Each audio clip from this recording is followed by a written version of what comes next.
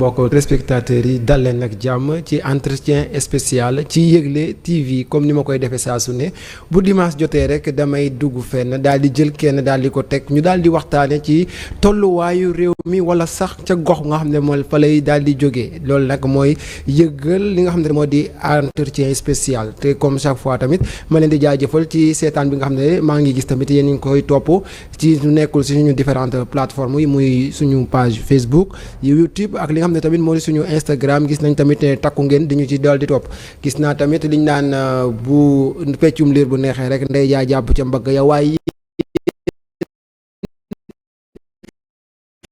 ñi nga xam ne yéenay daal di bëggeel ci bu ñu tollee ci moment yi tey nag dama am invité spécial bu jógee ba fële nga xam ne moo ca Saas biir région de Fatick plus précisément à Thiaré gannaaw li nga xam ne moo di Jaxaaw Siin sama dëkk tey sama doomu baay laay dalal moom mu nekk nag ci wàllum politique da ciy daal di laale bu baax a baax ak li jëm ci li nga xam ne moo di doxal goxam moom mu ngi nekk tudd Pape Ndiaga Dione Pape Ndiaga Dione ñu ngi lay nuyu bu baax.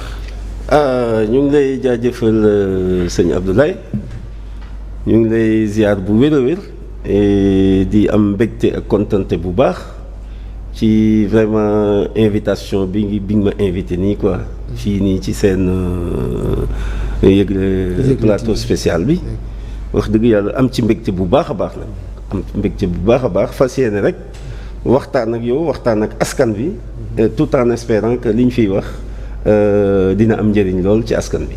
dina am njëriñ loolu ci askan wi te waaye nag dama di fàttali ki nga xam ne de moo di Pape Ndiaga Dione moom moo nekk président bu mouvement républicain de la citoyenneté et de l'émergence moom nag moo fa nekk njiit. bu ñu demee tamit ci parcours am ba léegi mu ñuy taxaw ne. fële ca mairie bu Thiaré moom postulé woon na ci atum 2022. bi ñu daal di génn ba léegi nii ci ay parcours am mën nañoo taxaw tamit nekk na responsable régional start-up bu politique. bindu leen boo Fatick moom tamit nekk na loolu tamit ñu ñëw ci wàllum politique ba léegi mu nekk membre ci coalition Idy 2024 maanaam élection yi ñu waajal nii di ngeen ko ci daal di gis ñu daal di taxaw ba léegi ci parcours am moom nekk secrétaire exécutif bu comité bu dialogue social dans les secteurs de l'éducation et de la formation kon ça veut dire ci wàllum njàng ak njàngale bi moom am na ci wàll kon loolu dinañ ci daal di taxaw daal di ci wax ba léegi ni ñu jëm ci ministère de l'éducation nationale tamit daal dina fa nekk kon maanaam jàng bi moom dinañ ci daal di wax bu baax a baax ndax Sénégal fi mu toll nii ci wàllum jàng gi ñu ngi ci laam-laame waaye balaa ñoo xuus jëmale foofu dañuy daal di taxaw ci sa gox googee di Saas par exemple li ñu fi jot a jaar yëpp ci région de Fatick muy waa Diawlé et consort ku ma ci daal di laaj da nga ma naan sama gox dafa am ay problème te ba léegi ñu ngi wax wàllum Saas de récemment am na ay information yu ma am ci wàllum électrification yow jàppale woon nga ñi nga xam ne ñoo di seen say waa dëkk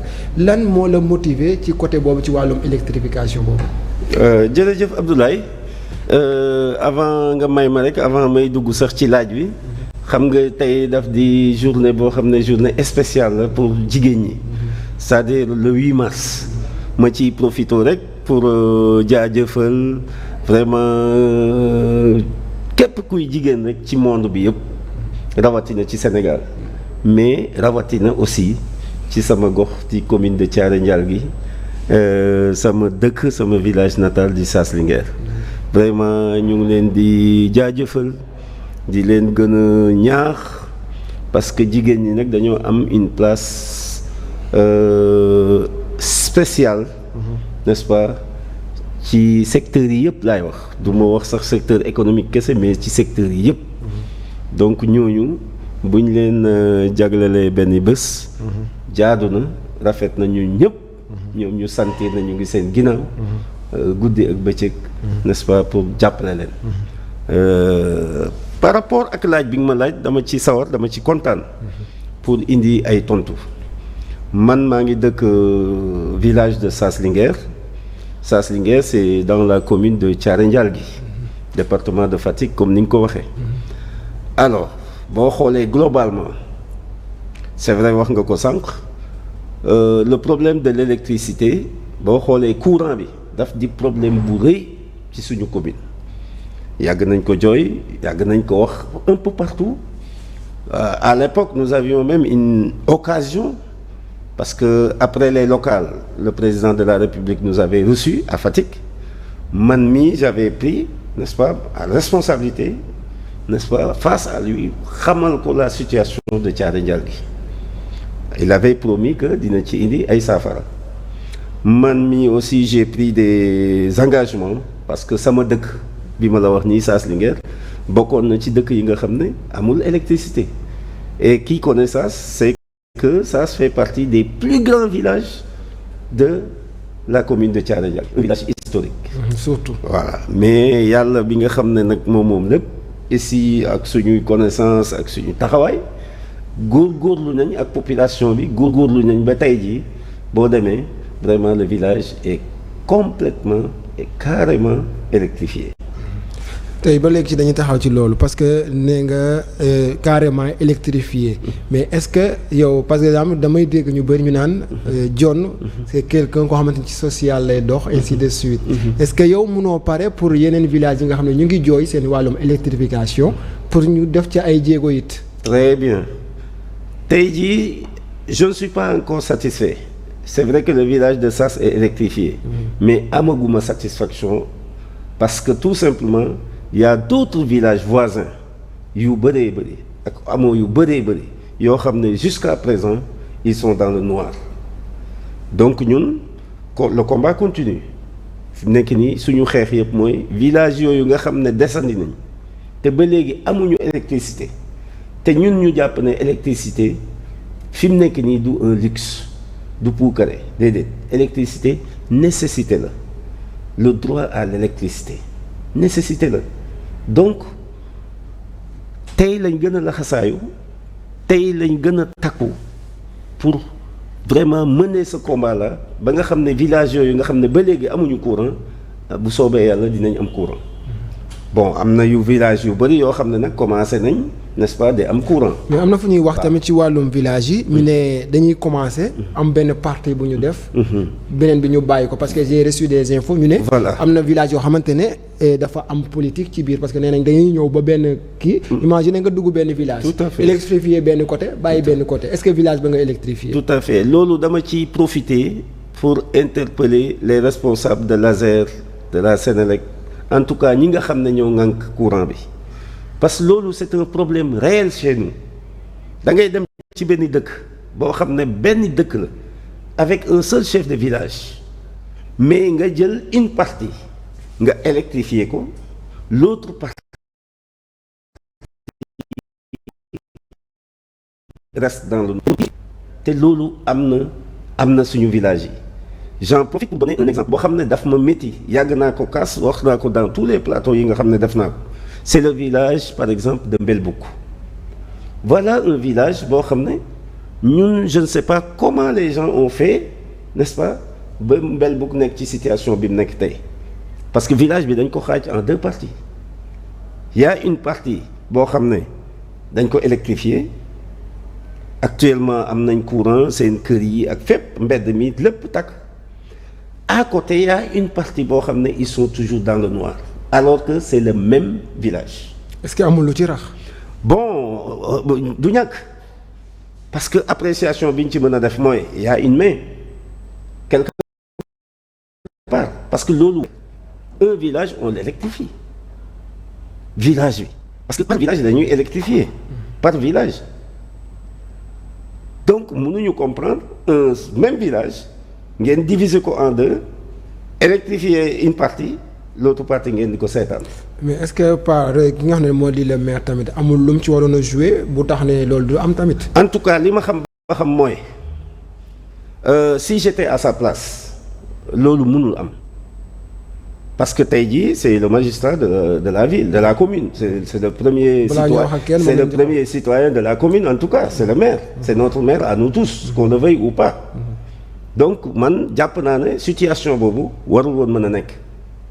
tant qu'il est là warul woon mën nekk ça man jusqu'à la preuve du contraire man loolu laa jàpp dama jàpp ne loolu bu amee c'est parce que il a voulu ainsi ou bien il a laissé faire te loolu jàpp naa ne du cëram warul woon mën a nekk man c'est un cas boo xam ne daf ma métti daf ma métti du foofu kese il y a d'autres oui, villages. parce que j'ai entendu dire aussi à Mbamane am na lu situation bu mel noonu. tout à fait à Mbamane à Mbour Sine bon un peu partout un peu partout. est-ce que loolu tamit du indi comme li nga ko waxee rek mën na indi problème social ci biir parce que ku ci nekk mën nga ne lu tax ñi am man aw ma mën na indi ay problème. tout à fait loolu à chaque jour que je fais on nous interpelle nous les responsables politiques de la commune on nous interpelle sur ces cas-là et c'est pourquoi ma ne occasion la pour man ci plateau spécial bi pour ma interpeller les autorités compétentes c'est-à-dire waa ASER waa Sénélec en tout cas ñëpp ñi nga xam ne ñoo ŋànk mbirum électricité rurale bi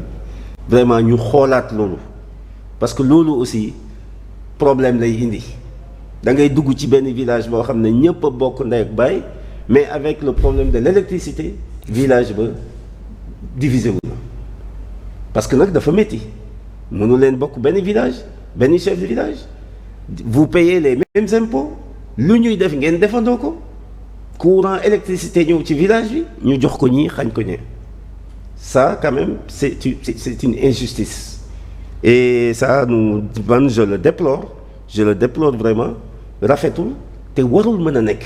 est-ce que newul tamit genre yi ñooy indi problème ci biir village yi parce que booy xool je vais parler d'une manière générale boo xoolee Jaxaaw Fatick ainsi de suite genre problème yi est-ce que newul mooy indi problème yi ñuy gis ci biir village yi. parce que des fois dañuy indi ay féewaloo ci biir seen biir.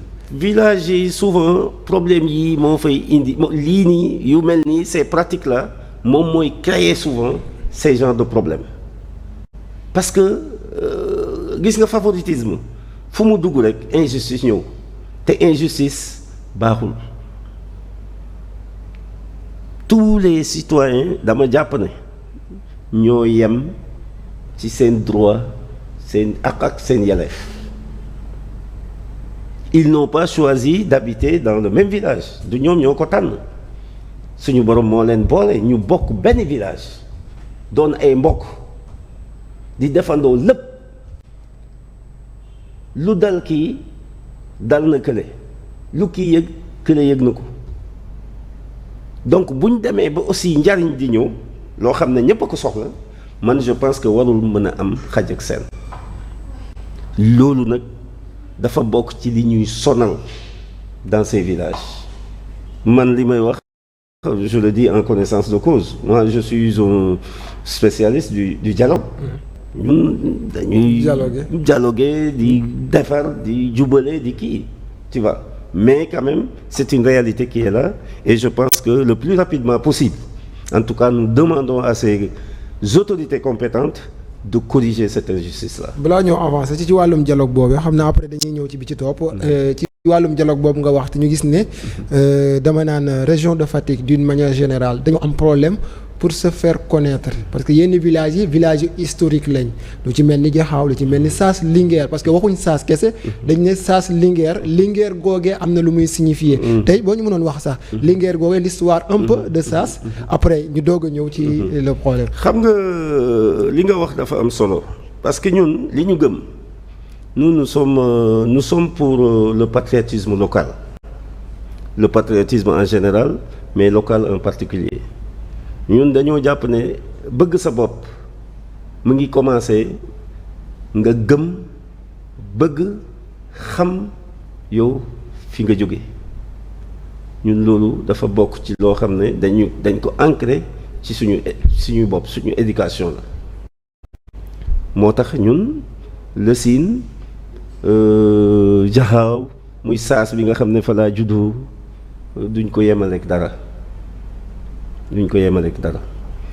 maintenant question bi nga posé c'est une question importante ku mel ni man dama jàpp ne place bi ñu waroon am place bi ñu waroon jouer dama jàpp ne dafa des parce que tout simplement aussi xam nga gis nga affaire yi ni muy doxee parce que tey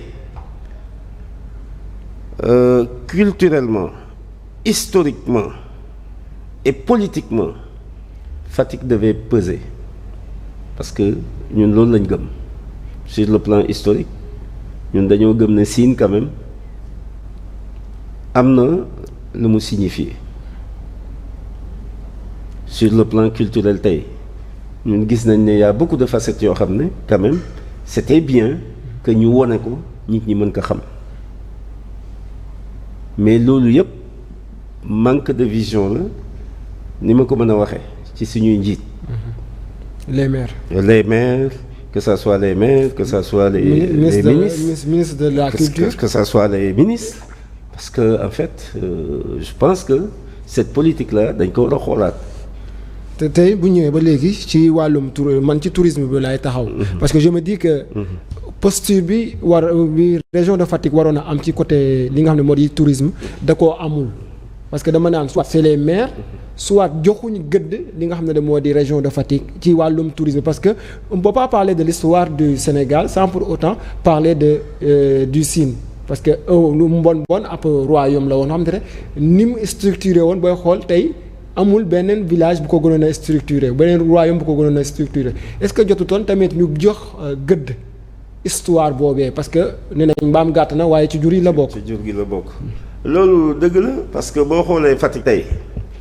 Je dis que sur le plan touristique Fatick en tout cas am na ay potentialités yu leer a leer boo xoolee par exemple dans les îles du Saloum boo xoolee dans le Fimela côté boobu donc ça fait partie mais Fimela sax mu ngi tane ndax ñoom au moins j'ai eu à parler avec quelqu'un nee na Fimela wàllum tourisme ñu ngi ciy def ay jéego am na ay ndaw yu ca nekk di liggéey. loolu laay wax mais ñun suñu côté doxut. boo xoolee côté boobu loolu laay wax côté boobu boo xoolee tey ñu ngi avancer dans ce domaine-là tu vois mais boo xoolee dans le domaine chez nous on appelle plus précisément les djéri chez nous c'est les djéri. boo xoolee mais dans ce secteur précis. mais ça ne bouge pas alors que ay potentialité yu wóor am na fa. par exemple je le dis tout le temps man bi ma doonee candidat à la mairie de Thiaré Ndial gi bokkoon na ci sama programme développer le tourisme culturel et religieux chez nous à Diakhao Sine le palais royal est là-bas. boo duggee ci biir. mais yow mii di wax ak man xam naa ne visité nga ko te loolu amoon na nu muy demee ñu wax ko wone ko mais ça peut intéresser même waxuma la des Sénégalais mais même des étrangers. ñoom 7 juin rek laay gis. ñuy wone 7 juin rek ngay gis. ñuy wone li ñuy wone te même 7 juin wone bi aussi sax. bon voilà gis nga am na lu bari lu des donc foofu noonu waroon nañ ko mën a exploiter. boo ñëwee dans la commune de Thiaré Ndial gi bi ma nekk n'oubliez pas que la fameuse bataille de Somb mais foofu la woon ak Maba ak Buur Sine boo demee mausolée bi Maba bi boo demee tey mi ngi Fandane d'ailleurs ses petits-fils chaque année dañ fay ñëw di organiser ay cérémonies culturelles ay cérémonies religieuses foofu noonu man je pense que loolu ce site-là tey méritait plus que ce traitement-là.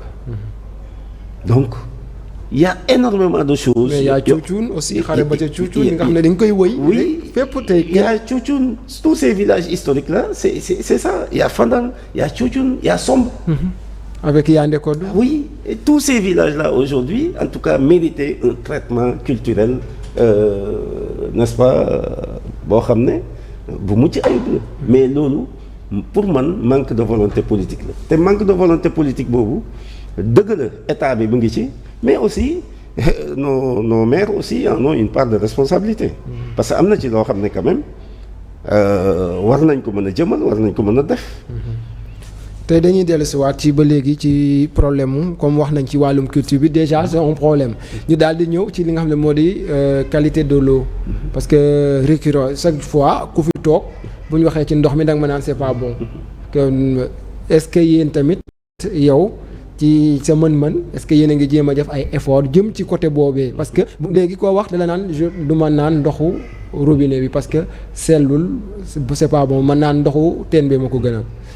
xam nga man affaire ndox mi ak courant bi képp ku ma xam na ne ci plateau yi may jaar yëpp wala conférence de presse yi may jaar yëpp damay interpeller le gouvernement sénégalais parce que chez nous mais ndox mi problème la ndox mi baaxul. Nous réclamons de l'eau potable c'est un droit nous réclamons boo xoolee la plupart tey boo demee suñu dëkk yi mais robinet bi naanatuñ ko xam nga li ñuy naan ay teen dañuy obligé dem ci teen yi la ñuy root segg xam nga di ko naan parce que ndoxu robinet bi sincèrement bu la yokkul jàngaro n'est-ce pas du la mooy loolu y a trop de sel te ñoom xam nañ ko loolu nag vraiment dañuy continuer di interpeller le gouvernement sénégalais le ministère de l'eau nous voulons une eau potable waxuma la dara mais même si waxuma la sax sur le plan sanitaire kese mais même sur le plan économique tey jii ndox bu baax buñ ko amoon nos jeunes là nos fils nos neveux nos jeunes frères qui quittent nos villages là qui viennent à Dakar xam nga li ñu fiy def la plupart mais ay activités agricoles ay irrigation lañ fiy def. ñu ci bëri. mais li ngay quitter fële ñëw ba Dakar di ko def mais si tu avais de l'eau là-bas est-ce que yow di nga jóge foofu di ñëw Dakar. et puis ça allait régler un problème le problème de l'exode rural. le désengorgement de Dakar ça allait régler ce problème-là donc ndox mi c'est une nécessité pour nous en tout cas nous le réclamons fort n'est-ce pas. auprès des autorités compétentes nañu jàppale ci ndox dans la commune de Thiaré Ndialgui que ça soit je dis même dans l'arrondissement de Ndiop ça ne s'arrête pas seulement dans la commune de Thiaré Ndialgui. Non, c'est le même problème à Diakhao. Vous allez à Mbellacka Diaw pratiquement c'est le même problème. Même à Fatick. Vous allez à Diaoulé. Même Fatick. Alors donc ça c'est un problème réel. te bu ñu nee Fatick dafa am problème ndox ñu ne le président fu mu dëkk nga ne région de Fatick. c'est un problème. nga ne l'ancien ministre des sports fu mu dëkk nga ne. Fatick. donc y a problème alors. ñoom est-ce que ñoom jiitaluñ parewuñu rek faluñu leen rek ñu fàtte fa ñu jógee. non pour dire la vérité ils n'ont pas joué leur partition ils n'ont pas joué véritablement le rôle qu'ils devaient jouer c'est ça bon am na ci ñu bëri ñoo xam ne c'est vrai que dañuy sikk sax le président de la République mais président bi. def na li mu war a def ay ndaw la fa jël na ay ndaw yu bëri la fa yoo xamante ne Fatick leen jox ay décret de nomination. mais ces gens-là est-ce qu'ils ont fait ce qu'ils devaient faire. parce que je me rappelle bi muy doog a falu ñu bëri ñu ngi doon wax naan ay mbokkam yu nekk Fatick rek la daal di jël. voilà kon ils attendaient de ñu changer xar kanamu Fatick. tout à fait man mi bokk naa ci ñi nga xam ne dama ko yàgg a xeex yàgg ko wax nëbbatuwuma. c'est-à-dire que le président là où il a péché pour moi à Fatick c'est-à-dire pratiquement tous les décrets de nomination boo xoolee mais biir Fatick la le département est laissé en rade alors que le département regorge de cadres. Surtout. Le département de Fatick regorge de cadres mais boo xoolee les postes de nomination là yi ci am solo yi ci am njariñ c'est dans Fatick. alors que Fatick c'est pas la commune seulement. Fatick c'est le département donc loolu bokk na ci li ñu yebe lii tey li ñuy dund. bokk na ci. mais est-ce que jotutoon tamit par exemple yéen ngeen mobiliser wu par exemple je prends l'exemple de Niakhar par exemple actuellement koo wax danaan Niakhar devancé na Diakhao devancé na yeneen dëkk yëpp parce que là ñi nga xam ne ñoo juddoo biir Niakhar dañuy ñëw investiraat biir Niakhar mais on voit le contraire ci suñu côté Diakhao jëm ci biir. quel est ce problème là parce que booy xool tey Diakhao boo jëlee Diakhao. jël saas am na ay cadre mais bëriwul ñu mel ni yow nga xam dañuy delluwaat. ca source ba pour jëm a defar. tout à fait gis nga loolu c'est un problème boo xoolee yàgg na siin yàgg na fa. mais mën nañu wax ne tey jii ça commence quand même mu ngi commencer di changer parce que gis nañ ne les jeunes actuellement quand même ñëpp a ngi gëstu seeni cosaan boo fa demee tey sax boo fa demee ba xool n'est-ce pas nit ñi ñu dëkkee ak dëkkuwaay ak yooyu nga xam ne quand même il commence à prendre conscience comme gars yaa ngi commencer quand même di gis loolu du dellu si di jéem a investir mais ba léegi des na. waaw ba léegi des na dañuy continuer rek di leen conscientiser di lancer appel ñoom ñëpp nit da ngay bëgg sa bopp li ci njëkk mooy nga bëgg fi fi nga dëkk. sa gox fi nga jóge. charité bien ordonnée. commence par soi-même. man loolu laa gëm. man képp ku ma xam-xam ne man chaque week-end que je fais je dors à Sass. Ouais, c'est vrai. chaque week-end si je ne suis pas parti en mission dewuma fenn je suis à Sass Linguère. moo tax ndaw ñu bëri dañ la naw ci côté boobu. parce que koo wax dala naan Pape Ndiaga Dione quelqu'un koo xamante dafa bëgg terroir moo tax ñuy bëri dañuy lu ñuy organiser dañ la ciy daal di boole. te ça moom je l'ai vu et je l'ai vécu. kon nekkul loo xamante ne dama koy wax nii mais dama ko dund tey képp kuy seetaan émission bi di nga wax ni ma wax nii. parce que loolu lañ gis ci yow. tey bëgg-bëgg boobu nan la demee wala yow da nga jàpp ne sa foofu nga war a dem. xam nga éducation dafa am solo. éducation bokkul ak instruction. ñun dañoo am chance bokk ci éducation boo xamante ne ñun suñuy waajur nit ñu yare mooy li ma wax sànq man xawma fenn fudul Sass Jaxaw xawma fenn fudul Siin. fa nga fubale nawetaan sax. man fa laa juddoo fa laa yaroo fa laa fubale samay nawetaan. képp ku ma xam foofu la ma xam temps Soweto man xaw ma feneen fu dul foofu. ban poste nga doon football sax. non man nag polyvalent laa woon. parce que dama doon football 6 mais bu métti woon ba métti. gars yi dañ may wàcce ci axe bi quoi. comme libéro. mais du tey nag dama doon dugal. mais xam naa fekkeewul Matar Ba. non mais Matar nawetaan nañ. nawetaan na xamante nañ bu baax Matar c'est un cousin d'ailleurs. En dehors de l'aspect sport politique tout ça c'est un parent. On a joué il jouait à Seno Dosim. Seno c'était l'équipe de feu Nicolas suñu grand frère Nicolas. yàlla na ko yàlla xaare aljana. waaw grand bu bëggoon Jaxaw tamit vraiment boo xam ne def na lu bëree ci biir Jaxaw. vraiment suñu grand ñun ñëpp. moom Matar Ba fa la doon góolu na fa football na fa. donc on a joué ensemble les navétanes on se connaît très bien. on se connaît très bien. waaw. voilà comme ni mu ko waxee rek Matar Ba xam naa lii solution la rek pour nga gëstuwaat li nga xam ne de moo di sa gox parce que tamit Jaxaw a besoin de ses fils en fait. parce que li ko war a motiver wala li ko war a defar dama naan yéen ci ngeen daal di bokk parce que yéen it da ngeen a redevable li nga xam ne moo di seen région seen commune. tey ñu daal di ñëw balaa ñëw jeexal daal ci li nga xam ne moo di aspect politique actuellement. ñu nemmeeku ne dëkk bi moom xaw naa yëngu. ñu gis ne. depuis ñu ngi doon xaar date. léegi waa conseil constitutionnel waxtaan dialogue ba gars yi waxtaanee woon yëpp. terewul moom dafa ñëw bale lépp. est-ce que yow da nga doon xaar bale boobu. waaw man nag personnellement bu dee damay wax rek te yàlla tax awma ci mbetteel. parce que je suis. te tamit ci réew mi nga bokk. waaw yaa ngi réew mi. Idy 2000 waaw ngi coalition. Idy 2024. man j'étais xam nga ñun dañoo nekkoon ci coalition bu ñu tëgg tuddee ko la coalition dund leneen. cette coalition ki ko jiite woon mooy Mouhamadou Madana Kane.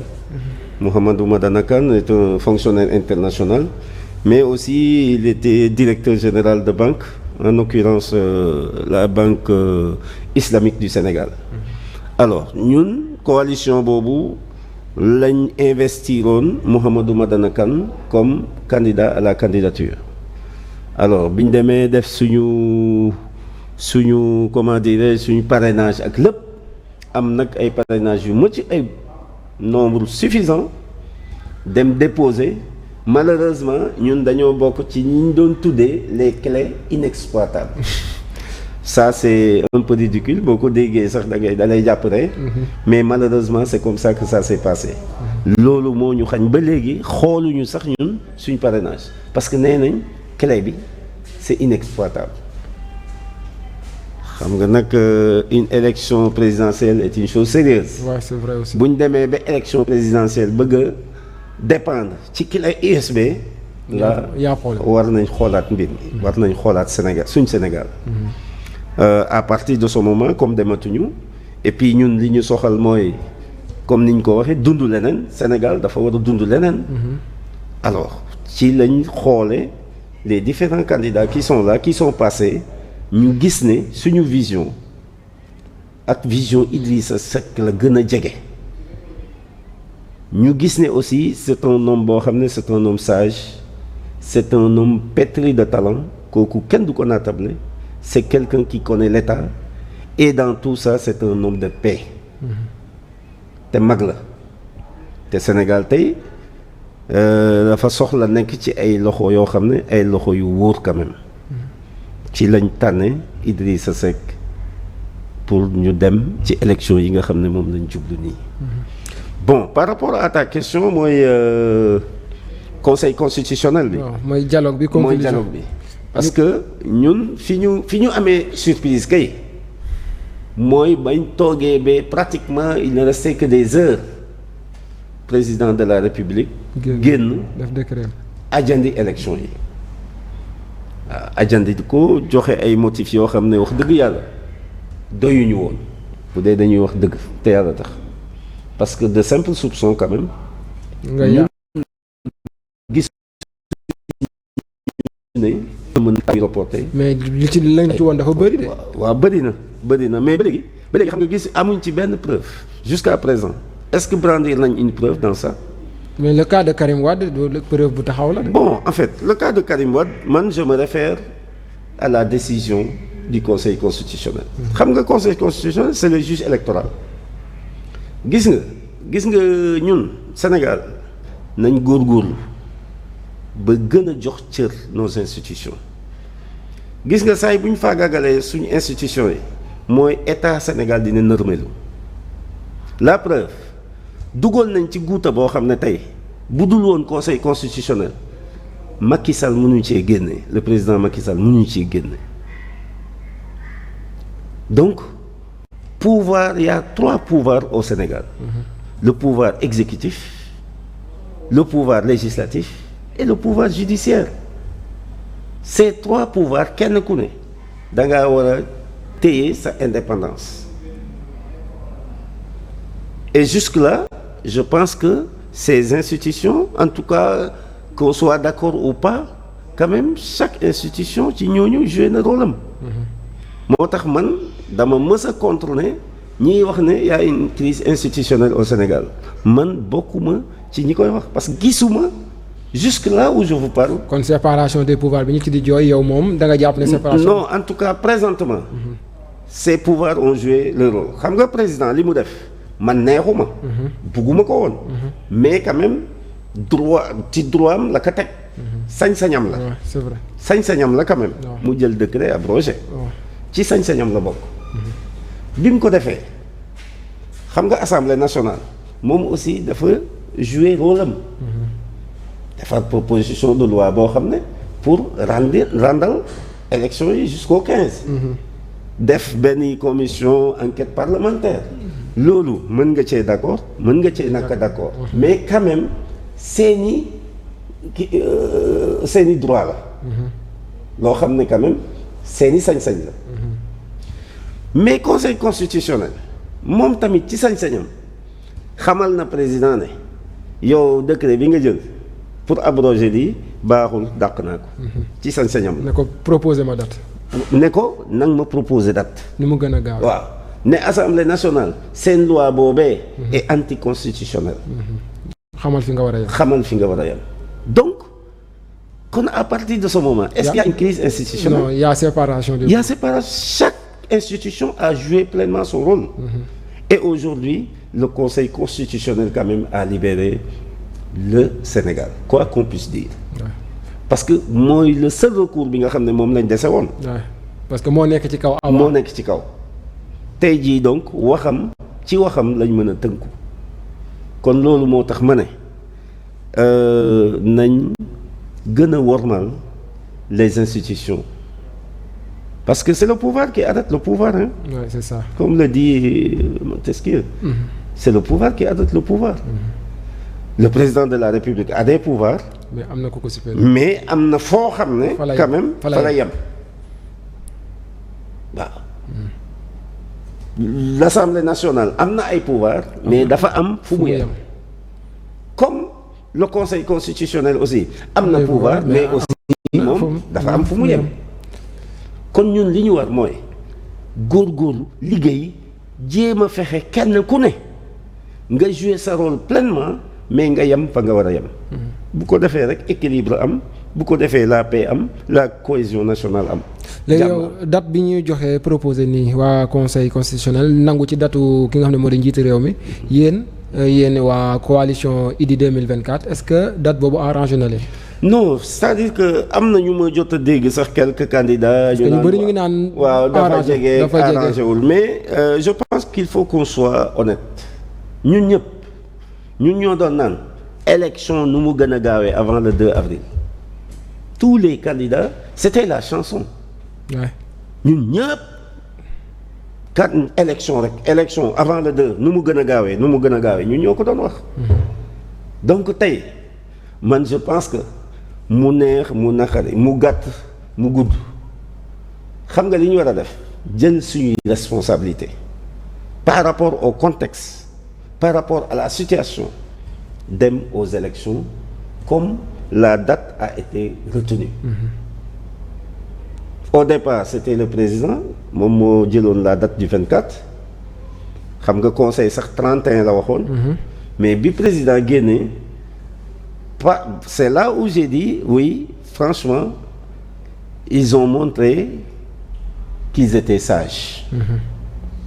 parce que bu ñu entêté woon ci 31 bi xëccoo am mais ils ont fait preuve de souplesse ne ñun donc on peut n'est-ce pas se ranger il y a pas de problème on maintient la date que le président avait mais est-ce que jaroon na dialogue parce que est-ce que jaroon na dialogue di pour wàllum date te alors que date bi dañ koo mujjee rejeté. non man j'étais foncièrement contre le dialogue. parce que booy xool def nañ dialogue mais conclusion yi yëpp lañ rejeté. non le dialogue n'avait pas de sens. est-ce que newutoon dañoo bëggoon a pousse li nga xam ne moo di élection yi. dialogue bi amul woon sens dans la mesure où tey boo xoolee les différents acteurs parce que le processus avait déjà démarré ba conseil constitutionnel arrêté les candidats yi nga xam ne ñoo war a dem campagne. alors même dialogue bu fekkoon dialogue sax war na am man je dis que ñooñu la ñu waroon dialoguer. parce que le dialogue c'était tout simplement sur la date. kon donc ça devait porter tout simplement pour moi. kon ça veut dire que les 19 rek mu la concerne. non c'était la date. loolu la d'ailleurs décision bi nga xam ne conseil constitutionnel daf ko génne woon mais loolu la waxoon les autorités compétentes ñan la c'était le président de la République et c'est les services du ministère de l'Intérieur. à part ñoom les candidats les principaux concernés. les 19. oui. mais gars yi dañ cee rax loolu. mais li ñu gis quand même c'était tout sauf ça. c'était tout sauf ça. mais ca dialogue ba sax ñu doon wax une 2 3 ñu tudd Karim Meïssa Wade une 2 3 Karim Meïssa Wade te ñëpp xam nañ ne. double nationalité moo ko génne pourquoi ñoom yi entêté wu rek ci kaawu Karim Meïssa Wade. mooy li ma la wax il faut être légaliste man je me conforme aux décisions du conseil constitutionnel nee naa la sama candidat conseil constitutionnel daf ko invalider pour moi injustement nee naa la suñu simple clé mais pourtant ñun dañoo nangu la décision parce que c'est ça aussi dañ la ne les décisions du conseil constitutionnel aussi s'appliquent à tout le monde c'est ça aussi les règles de la loi aussi c'est dur mais c'est la loi. mais gis nañ ne Idrissa Seck la mu doon. alors léegi le cas de Karim Wade le conseil a tranché man bon en fait du ma ci wax lu sori parce que du sama parti du sama coalition mais li ma xam mooy une élection présidentielle se prépare sérieusement gis nga boo fas yéenee laaj réew mi non da nga ko war a waajal. sur tous les plans. est-ce que waajul. waaw sur tous les plans. mais dafa sori rek mais mu ngi doon waaj. waaw mais dama ne problème de nationalité bi moom bu ñu ko waajoon. man li ma jàpp. erreur boobu du am. li ma jàpp du am. parce que je me dis que man dama koy wax. des leen et puis man. kuy sa papa ñu ne ki nga xam ne moo fi nekkoon président muy Abdoulaye Wade. kon xam na les conditions pour ñu def li nga xam ne moo di élection nan lañ koy defee ainsi de suite. kon genre erreur yooyu di ko am kon ça veut dire waajut woon kon. man loolu laa jàpp mën naa juum nag mais dama jàpp ne waaj bi moom moo des. di profito comme ni nga ko waxee di ñaanal suñu maam jooju gudd fan ak wér gu yaram. amiin. une icône. Ouais. Un grand Sénégalais. Ouais. Quelqu'un qui aime le Sénégal. ñun ñii ñëpp moo ñu façonné ñun ñii ñëpp xamuñu woon politique ci moom lañ tàmbalee dugg ci politique. maanaam mooy guy gu daar gi rek. voilà man par exemple depuis 88 année blanche bi. boobu ndaw la mais boobu ñun loo ñu wax te waxoo ñu Ablaye Wade. soppi duñ la déglu waaw muy dans les d'ailleurs moo ñu taxoon man j'étais dirigeant de grève ak yooyu yëpp mais ñun moo nekkoon suñu idole moo nekkoon suñu lépp gis nañ ne aussi bi mu ñëwee Sénégal aussi sincèrement ñu lu bëri bu ñu ko xamee tey au Sénégal c'est grâce à lui moo ubbi yoon bi comme on dit moo ñu gëmloo suñu bopp comme on dit kon kooku liñ koy ñaanal rek mooy. gudd fan ak wér gudd fan ak wér. dañuy ñëw ci seen candidat muy ki nga xam ne moo di Idrissa Seck ñu gis ne comme ci dialogue bi la ñuy wax ba léegi moom demutoon. lan moo tax demutoon wala dafa jàpp ne dialogue bi c'est pas important. xam nga Idi nag ne wax dëgg yàlla c'est un homme d'État ku xam état la ku gëm institution yi. donc ñun ñii nga xam ne ñu ñoo bokk ci coalition ñàkk a demam ñun bettuñu parce que xam nañ ne c'est un républicain c'est quelqu'un qui croit aux institutions de ce pays-là donc tey jii l'histoire lui a donné raison non l'histoire lui a donné raison parce que bu demoon tey lan lay soppi lan la fay changer bukki wiiri wiiri jaari ndaari xamoon na ko mag la xam na état xam na institution yi. donc kon ça veut dire qu'il avait confiance ci nga xam ne ñoo di waa conseil constitutionnel. non Idi c'est déggoo li ma la wax Idi ku ko xam-xam ne dafa gëm institution c'est un républicain véritablement conseil constitutionnel wax na moom xam na li conseil constitutionnel wax xam na ko. C'est quelqu'un qui se conforme, n'est-ce pas, aux décisions du Conseil constitutionnel. Donc xamoon na ne dem dialogue ba day guddal njël rek mais du changer dara xamoon na ko donc mënul dem ci yooyu c'est un homme d'État. léegi ñu ñëw ci par exemple durée bi ñu leen may. pour campagne bi. est-ce que dina ñu bëri ñu ngi naan dafa gàtt est-ce que tamit yéen dina leen arranger. waaw durée bi nag c'est vrai que wax dëgg yàlla gàtt na buñ ko sañoon mais mu doon 21 jours plein mais aussi comme on a l'habitude de le dire situation oblige hein? Bon compte tenu de la situation ni mu demee nii bon en fait dañ mën a conformer wu rek aménager waat suñuy agenda xoolaat aussi n'est-ce pas les opérations que nous allons mener def ko d'une manière non seulement efficace mais efficiente aussi xam nga réajuster waat ba jéem a def en tout cas li ñu war a def. est-ce que pare ngeen parce que ñëpp a ngi wane seen bopp. non ñun Idrissa parce que dama gis ne foo gis instant yi waa Pastef ñu ngi wane seen bopp. ki nga xam ne moo di Déthié Fall mu ngi wane boppam ne day commencer. mais Idi ba léegi dañoo gis ne. ci silence la nekk kenn yéegu ko kenn xamul ci lu mu nekk ñun journalistes yi sax dañoo xaw a am problème. pour cerner la personne de Idrissa Seck. tout à fait xam nga loolu le constat ñëpp a ko def. Idi boobu ba léegi waxul mais ça ne veut pas dire que waxul rek. namm nañu waxam daal. ça ne veut pas dire que waxul rek dafa toog. non mais namm nañu waxam mu génn wax. non dina wax je sais que les Sénégalais seront servis d'ici peu de temps loolu moom c'est clair et net mais wax nag neex na ñu wax la fañ la war a waxee. ak waxtu bañ la war a wax moom mag la moom comme li ma la wax c'est un sage ku am expérience la ku xam état la donc bu génnee wax ak sénégalais yi dinañ ko déglu te incha allah dina wax ak ñoom d'ici peu de temps. mais waxul effectivement mais mu ngi woon ci liggéey. mu ngi woon ci liggéey boo xoolee son directeur de campagne. sama candidat kan moo nekk directeur de campagne am. Il l'a dit quelque part hier dans une télé de la place. Il a proposé aux Sénégalais le pacte. Pacte lu am solo la ci contexte bi ñu toll ñii ci Sénégal xam nga Abdoulaye Sénégal jàmm la xam.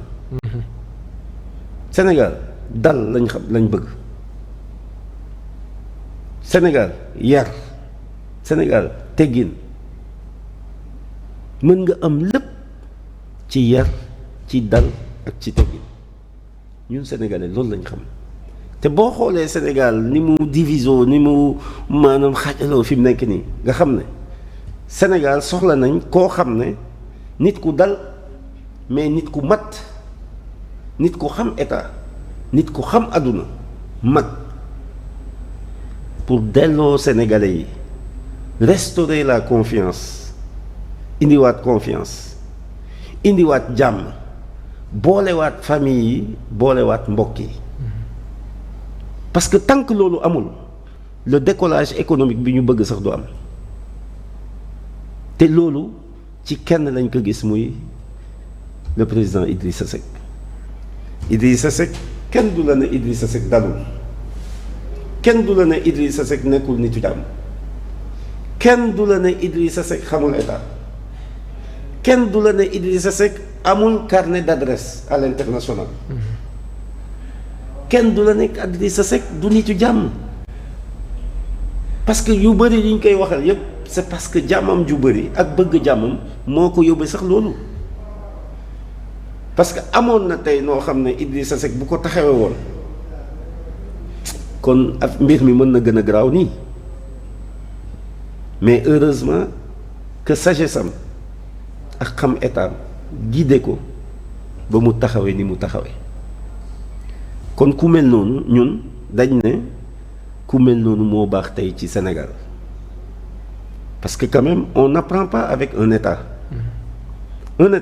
est trop sérieux on n'apprend pas avec un état. kon daa am ñun ndaw ñoo xamante ne ñu ngi ci biir seen. candidature non xam nga jàngoo bëgg a tari moom lu jafe lay doon. kon maanaam ci biir jën yi am na jën yu ndaw. non ndax am na loolu moom yàlla dogal na am na wax dëgg yàlla parce que koo xam ne mosoo gérer dara du mairie du direction du benn entité boo xam ne mos nga ko gérer yeewu rek ñu ne la Sénégal a ngoog loolu war nañ ko xoolaat.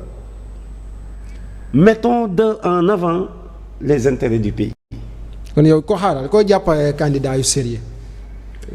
bon man du ma wax ci yeneen candidats yi parce que c'est des candidats dama bëgg mais man li ma jàpp mooy. nga wax ma par exemple booy cité. par exemple mën naa jël le cas de Boun Abdallah Dionne. xam nga ñu bëri nañ candidat sérieux la. am na ñoo xam te ne dañuy jàppee Anta Babacar. ne moom dafa war a liggéeyaat. ñu naan Bassirou Diomaye dafa war a liggéeyaat est-ce que yow bokk nga ci ñuy xalaatee noonu. man jàpp naa ne ñoom. ils ont leur avenir ay xale lañ des jeunes pétris de talent jàpp naa ne état aussi jàng la mais Sénégal fi mu toll nii le Sénégal est à la croisée des chemins mon frère. coowal pétrole. Sénégal situation bi dafa grave mon frère. moo tax dañ war a xippi xool dañ war a def attention. kon maanaam nañ xool kan lañu amuñu jot boo xam ne dañuy jàng dañuy essayer déedéet amuñu jot boobu. maanaam kuy ñëw rek produire. ñun dañoo bëgg instant yi président boo xam ne da ngay ñëw rek nekk à l'œuvre te loolu nag dafa am lu mu laaj loolu dafa am lu mu laaj de il faut nga xam li ñu la jox lan la il faut nga am ci expérience bu wér. Il faut aussi nga am carnet d'adresse bu wér parce que le monde est devenu un village planétaire munoo toll fii Sénégal rek ne non Sénégal fii laa koy gérer non le monde actuellement c'est pas ça yooyu yëpp daf ci et puis il faut avoir une autorité gis nga autorité mooy pacte bi ma la doon wax ni pacte bi paix bi mooy la paix.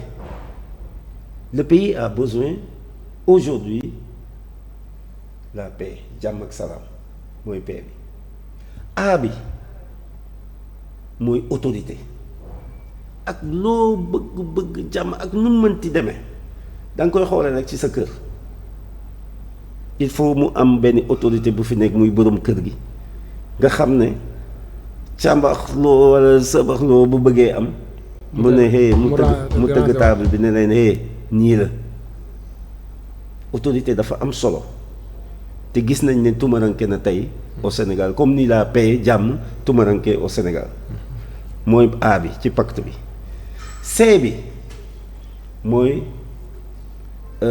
les compétences xam nga lu ñu mën di wax tamit Abdoulaye mën na ma neex mais li am solo mooy les compétences loolu il faut mu doon loo xam ne lu am la le T mooy le travail liggéey gis nga ab réew liggéey moo koy yor du wax kese liggéey nag boo ko waxee da ngay xalaat ndaw yi d'abord da ngay xalaat ndaw yi xoolal li xew Sénégal tey le Sénégal boo xoolee ndaw yi ñoom ñoo fi ëpp plus de 70%.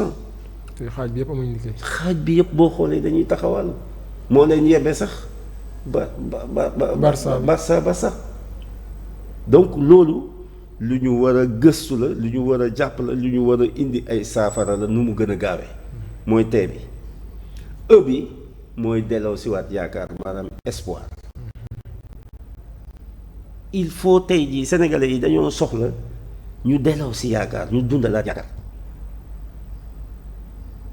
mooy pacte bi nga xam ne moom la coalition Idrissa 2024 proposé au Sénégalais bokkul nag ak programme bi buñ ca yeggee Sénégalais yi dinañ xool. incha allah waaw. tey yow jàpp nga ne élection yi premier tour lay doon wala deuxième tour. bon li ma jàpp li ma gëm par rapport à ma modeste expérience man jàpp naa ne deuxième tour dina am parce que boo xoolee ni élection yi tëddee. man jàpp naa ne pour nga mën a gagner premier tour lu jafe lay doon deuxième tour laa jàpp ne dinañ fa dem. gëm nga ne Amadou Ba dina dem deuxième tour. bon Amadou Ba man daal li ma gëm. bu dee wax bëgg naa la wax li ma gëm. mooy li ma gëm j'ai le meilleur candidat. ok man maay dem deuxième tour. ak ku mu mënti doon. ok waaw. en tout cas sa mbër daal wóoru mais de toute façon man jàpp naa ne. Idi incha allahu rabi sera le 5e président du Sénégal. léegi balaa ñoo jeexal rek moom laay ñaan te loolu laay liggéey. voilà balaa ñoo jeexal dañuy ñëw ci projet d'amnistie bi nga xam ne tamit ñu ñëpp ñu ngi koy coow. ne ni ñuy joxee ñi nga xam ne moo di baal gi ñu baal nii di njiitu réew mi yóbbu assemblée nationale ñu bëri ñu ngi koy ñaawlu. ne ñi ci ñàkk seen bakkan dafa daal di bëri ñu ñëw xëy rek di baale noonu. est-ce que xalaat nañ ñi nga xam ne ñoom la ñoo ci seen doom maanaam 82 yi nga xam ne ñàkk nañ ci seeni doom. est-ce que loolu tamit jotutoon ñu xoolaat ko ñu ñëw rek voté ko noonu yow na sa gis-gis ci loolu balaa ñoo jeexal. jërëjëf Abdoulaye vraiment une question importante bu ma intéressé xam nga Sénégal li ñu dund de 2021 à 2024 lu métti la en tout cas même ñi nga xam ne ñoom ñoo ñu mag parce que waxuma suñu génération mais même ñi ñu mag nee nañ Sénégal. lu bëri xew na fi mais li fi xew nii mosu fee am. mbaa du guleet. loolu foog naa sénégalais yépp d'accord nañ ci muy nag ay ñaawteef ay nit dee nañ fi te nit ñi ay ndaw yu bëree bëri am na ñuy wax 86 morts am na ñuy wax 60 et quelque en tout cas ndaw yu bëri dee nañ fi ñu bëree bëri yàqal nañ leen seeni liggéey on a créé pas mal de chômeurs. ak li fi nekkoon comme chômeur parce que ay liggéeyukaay yu bëri yàq nañ ko école bi njàng mi sooxe bu wér a wér gis nga li xew université domaine boo laal rek n'est-ce pas situation bi affecté na ko kon loolu bu amee dëgg la baale jullit dafa war a baale bu ko mënee loolu la ñu wax baale lu baax la mais man dama bokk ci ñi gëm ne balaa ñoo yegg foofu dafa am loo xam ne ñun sénégalais yi moom lañ gën a soxla mooy kan moo def lii. balaa ngaa baal xam ki def ba pare. balaa ma laa baal. xam ndax ne yaa def bi. il faut ma xam ndax yow yaa def wala defoo. loolu kay vraiment c'est une question de bon sens. il faut ñu xam lan moo xew ak lan moo nekk ci ginnaaw loolu yëpp ba loolu xew. pour que ne serait-ce que pour ñu jël suñu matuwaay ba ëllëg ak si biir lu mel noonu dootul am mais su fekkee loolu yëpp am na nit ñi dee ñu yàq ñii gis nañ wax nañ fi ay terroristes. force occulte temps yooyu ñun ñëpp a tiit force occulte. am na ñoo xam ne sax juddu nañ ba doon ay mag ñu ngi koy doog a dégg. gis nañ fi ay cocktail molotov. n'est-ce pas. des nervis qui tirent sur la. gis nañ fi ay nervis yoo xam ne ñun xam en tout cas nee nañ bokkuñu ci police. mais police lañ leen gis ñu taxawal. waaw di tiire loolu gis nañ ko gis nañ fi ab tata boo xam ne dañoo sànni ci biir ab cocktail ba ay mort am fa.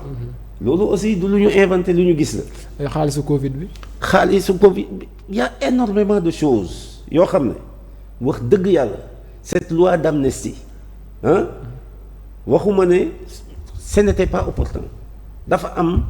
lu waroon am ba pare. lu ko jiitu. ñuy doog a waxu xool ba xam ndax dañuy amnistier ou pas. nee nañ Macky Sall ay proche am lay daal di.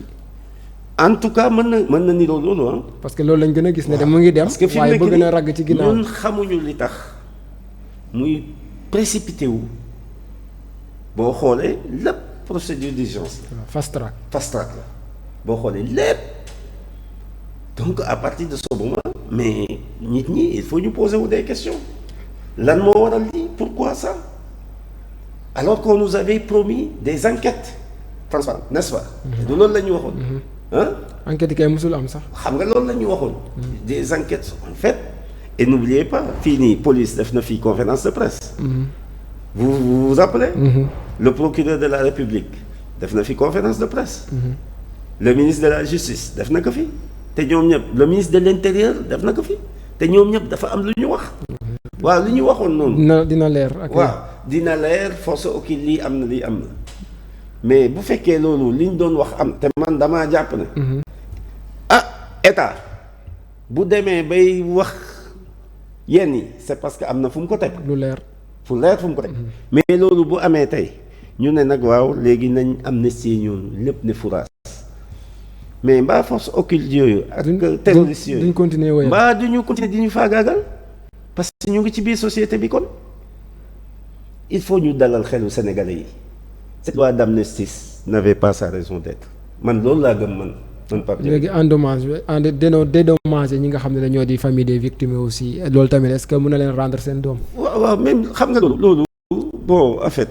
c'est des poudres aux yeux en fait. loolu moom xam nga dee dara mënu ko remplacer.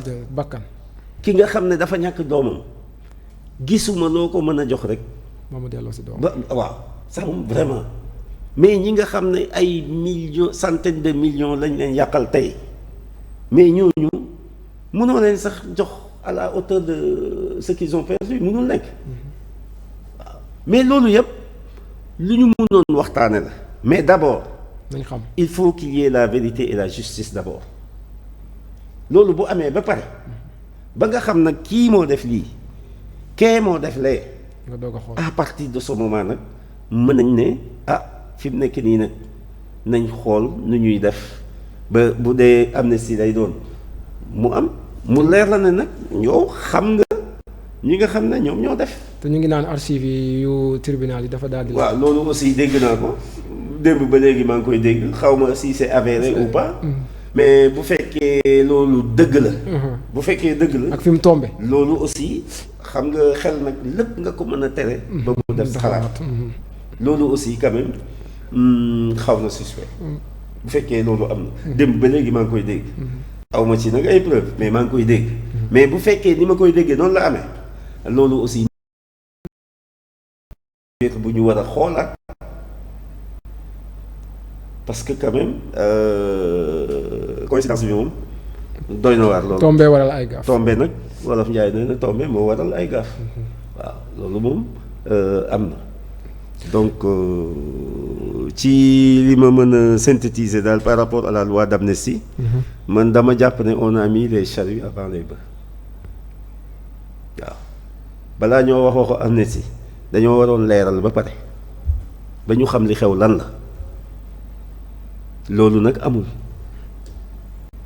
mu ngi mel ni tey ku ñëwoon nga takk sa xaru tabaski mu tekki yóbbu mu ñëw tekki ko dem yóbbu nga ñëw ne baal naa ko. te tabaski nekk suba. nga ne non baal naa ko loolu amul sens. amul sens.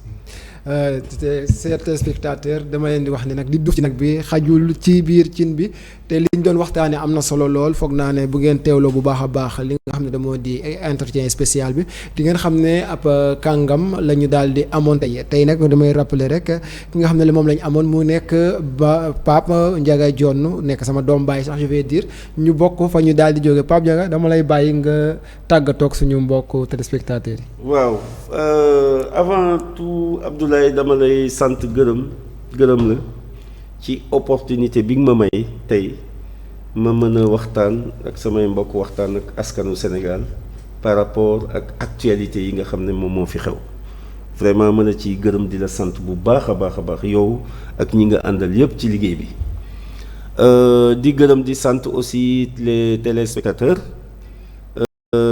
di leen xamal ne en tout cas bon wax bi am nañ yaakaar ne xëy na dina jur njariñ quelque part mais lépp loo xam ne rek xaw na cee dëng ñu xam ne rek doomu aadama la mais man li ma bëggoon mooy su ma ñëwee fii jàkkaarloog ñoom wax fi lu baax wax fi lu rafet mais wax fi également loo xam ne lu am njariñ la pour askan bi ñu ngi leen di gërëm di leen sant di leen jox dig daje ci yeneen émission incha allah di leen xam le ne rek ñu góorgóorlu Idi c'est le meilleur choix Idi c'est le meilleur président Idi c'est la sagesse Idi c'est l'expérience Idi c'est l'expertise donc le meilleur choix c'est Idrissa Seck waaw di ko jaajëfal bu baax a baax ci kàddu yooyu nga xam ne daal dina ko fi yëkkati ci plateau bi di leen di wax sama mbokku téléspectateurs yi ak mbokku internautes yi ne leen à chaque fois nii lay demee dañuy indi kenn daal di waxtaan ak moom ci li nga xam ne moom lay yëngu wala ci li nga xam ne moo nekk ci tolluwaayu réew mi tey nag ma fàttali rek ne ki nga xam ne moom la ñu amoon nag mu nekk Pape Ndiaga Dione moom nag nekk président bu mouvement force républicain pour la citoyenneté et l'émergence moom la ñu amoon tey bokk tamit ci coalition ki nga xam ne moo di Idy 2024 ci élection yi ñu daal di dëgmal loolu nag lañ leen indiloon tey ci li nga xam ne moo di entretien spécial di leen jox dig daje beneen dimanche ak beneen invité.